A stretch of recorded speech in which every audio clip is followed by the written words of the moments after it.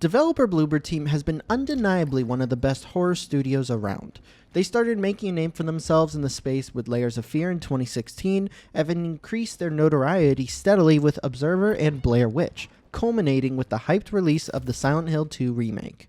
Now, Bloober is getting back to self-publishing with a brand new IP, Cronos: The New Dawn. It first got my attention with its visual similarities to Dead Space, which I love, but I was completely pulled in thanks to the gorgeous visuals, intriguing story, creepy atmosphere, and slower-based gameplay. However, in this video, we're going to be going over how Cronos: The New Dawn runs on the Steam Deck, and whether it's good to play on the go. If you want to see more videos like this, hit that like and subscribe button, and hit the notification bell to be notified as soon as our next video goes live. Your experience may be slightly better than what you're going to be seeing in this video, and a copy of the game was provided to us by Bloober Team for review. Thank you. When I first loaded Cronos up on the Steam Deck, I was a little worried. Despite it not showing up on the Steam store page, it does have a native Linux build, which it defaults to on the Steam Deck. However, the game is not great in this build. I could just barely hit 30 frames per second in closed off areas on the lowest possible settings, and there were almost no upscaling options apart from TSR. This felt off to me, especially since the game will be releasing on the Switch 2 as well.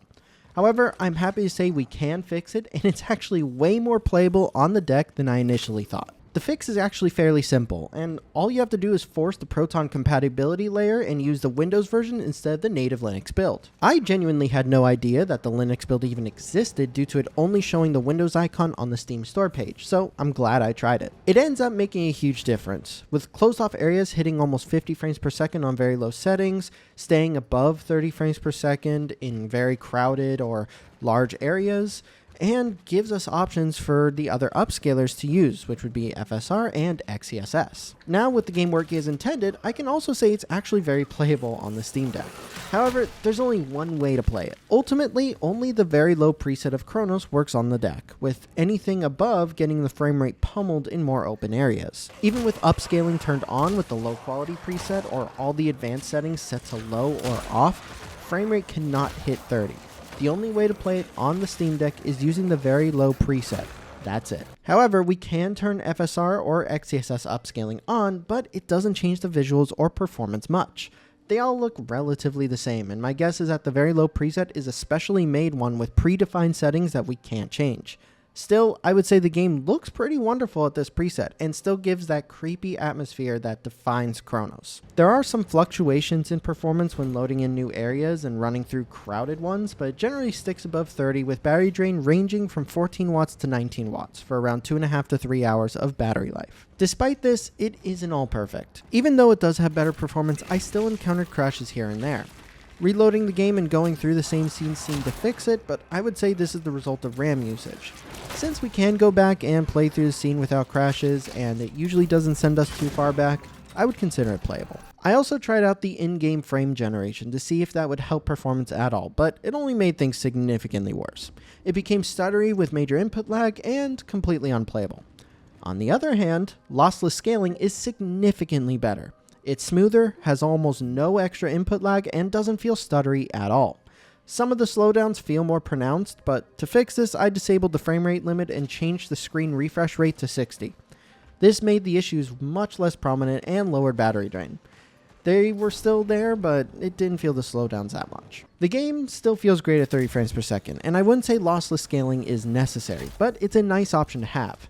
Having lossless scaling on does also make some of the ghosting feel more noticeable, with some scenes showing a weird bubble effect around ourselves. It's not enough to drive me crazy, but it's definitely there.